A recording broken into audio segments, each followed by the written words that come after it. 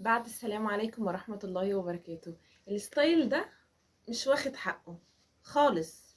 ستايل البحر ده مش واخد حقه معاكم. مش عارف، مش عايزين تدوا نفسكم فرصة ليه مش عايزين تجربوا ده؟ تحفة. لا استنوا، احنا قلنا ستايل بحر، يبقى استنوا لحظة واحدة.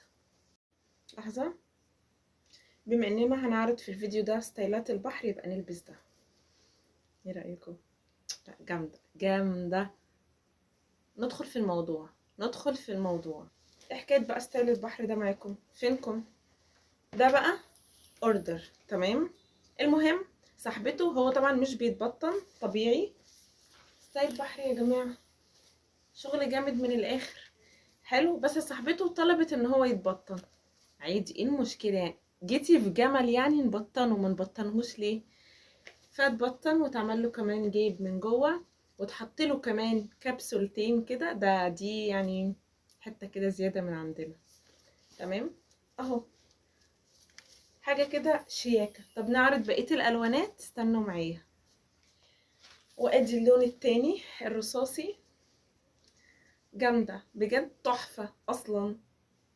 بس انتوا فعلا مش يعني مش عارفة، ممكن العيب فيا أنا، مش عارفة أعرضه لكم كويس، أكيد صح؟ طيب بصوا بقى الجمال، بصوا الحلاوة. أجيب لكم اللون اللي بعده. شايفين؟ جامد بجد، تحفة. حطوا لايك، لايك يا حبايبي، لايك لايك. استنى أجيب لكم اللي بعده. شايفين الكحلي ده بقى؟ الكحلي الشياكة بقى. كومنت يا امارات، كومنت رايكم في الشنطه، لا تقولوا لي رايكم بصراحه بقى. اللي بعده، بصوا.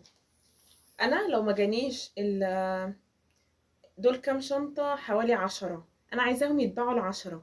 تمام، زي ما عملت لكم فيديو على الشنطه الورده، ما شاء الله اتاخدوا كلهم، عايزه ده كمان يتاخد كله. ليه بقى؟ ما هو لو ده ما اتباعش بقى يبقى العيب فيا انا، مش عارفه اعمل اعلان، مش عارفه احببكم في المنتج كده، يبقى انا مش، لا لا لا لا، كده العيب فيا. استنى اجيب لكم اللي بعده.